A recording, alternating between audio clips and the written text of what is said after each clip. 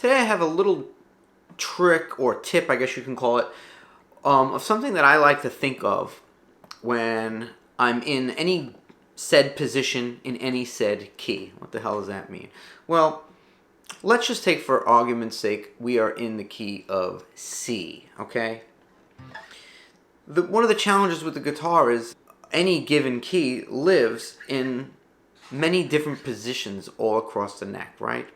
We're all familiar with the CAGED system, and the CAGED system is a great system, and it's completely true and it completely works, but the problem is, you know, you look at one simple shape, let's say like the A form, okay? Let's say we're using that to play a C chord. We're using the A form, the A shape. Well, that form looks a lot different here in the key of C than it does up here in the key of G. This A form looks very different to our eye, even though it's the same shape, because we're in a different location of the neck and the guitar gets smaller as we go up. The problem with CAGED is now you're looking, you start out looking at a very understandable form, and next thing you know you're looking at a friggin' graph filled with 8,000 dots. Bottom line, right? So what I like to do is just break it down into one key, one neighborhood, or one section of the guitar, one shape. So what I want you to think about when you think of any chord shape, in this case C major chord based off of the CAGED A shape, in the third position, again technically the second position, but we're not talking Berkeley. Yes, my first finger is here, but third position, because our root C is on the third fret. I want you to think from root to root, not from bottom to top and back to bottom again. The problem with a lot of these chord charts is we see all of the dots in the position and we forget that this is an actual scale that's based off of a tonic. C, root, root. All the other available notes, root, root. Back to the chord shape that we're basing it off of, or the CAGED shape. A lot of players, they just, oh, I know the C major scale and the shape. They'll literally start from here.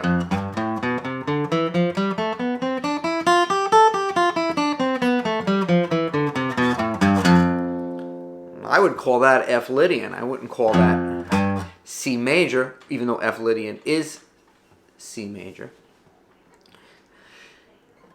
Find the roots, find the chord, and hear, no matter what you're doing, hear those tonics. Eventually you really want to hear the third too. You want to hear the fifth. You want to hear all of the notes. But you want to have something to anchor yourself off of, okay? Like I said before, let's say we were in the key of E right now, and we're using the A shape, the CAGED thought process of A. Now we're in the key of E, right? Root, root, root.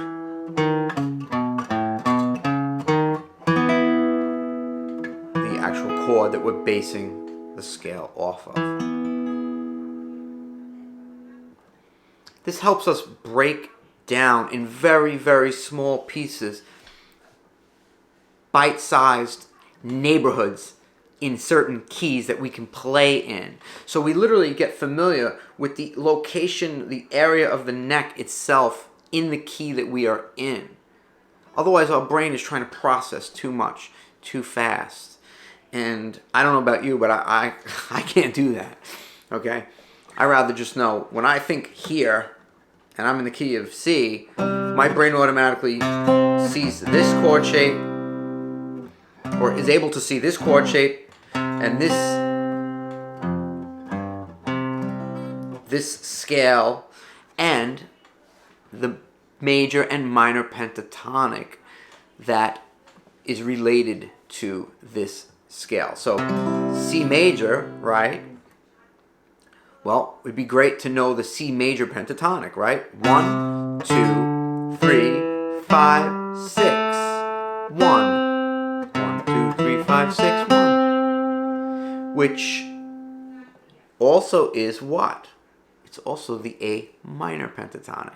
Because just like C major or any major key has its relative minor, well then the major pentatonic scale has its relative minor pentatonic scale. So really, when we're in this position, thinking of the key of C, thinking of this shape chord with this scale shape, we can automatically think of the A minor pentatonic shape that we know lives here, based off of these roots.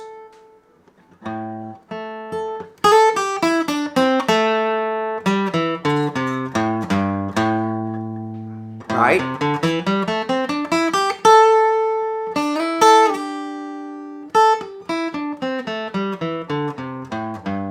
It's the same exact notes as the C major pentatonic. 1, 2, 3, 5, 6. If we think of it from A, right, it's 1, 3, 4, 5, 7, 1. Now you might say, what? No, it's 1 flat 3, 4, 5, flat 7, 1. Not if I'm thinking it is a relative minor diatonic to the key of C. I'm just playing some sort of 1, some sort of 3, some sort diatonic to the key of C. So it's 1, 3, 4, 5, 7, 1. I know I'm only going to use notes that are diatonic to the key of C.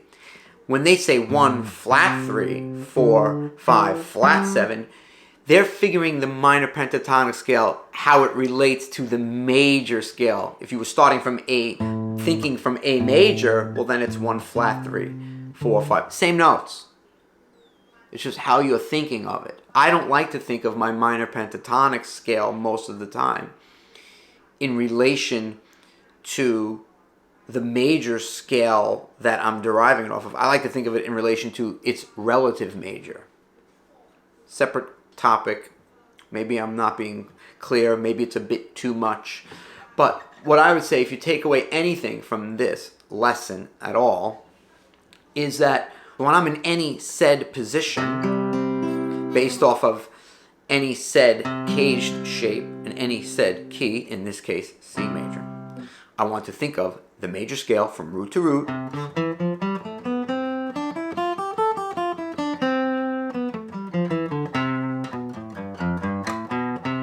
back to the chord shape. I want to think of the major pentatonic scale, 1, 2, 3, 5, 6, 1, 2, 3, 5, 6, right?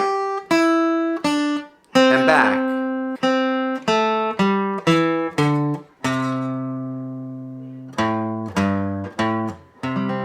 And I also want to think of the relative minor, which in the case of C, the relative minor is A, right? But I want to think of the minor pentatonic scale. So, we know the shape.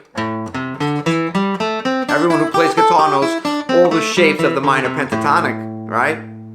But remember, the minor pentatonic scale is the same as its relative major pentatonic scale. They're the same exact notes. We're just playing them from A to A instead of from C to C. I hope that helps.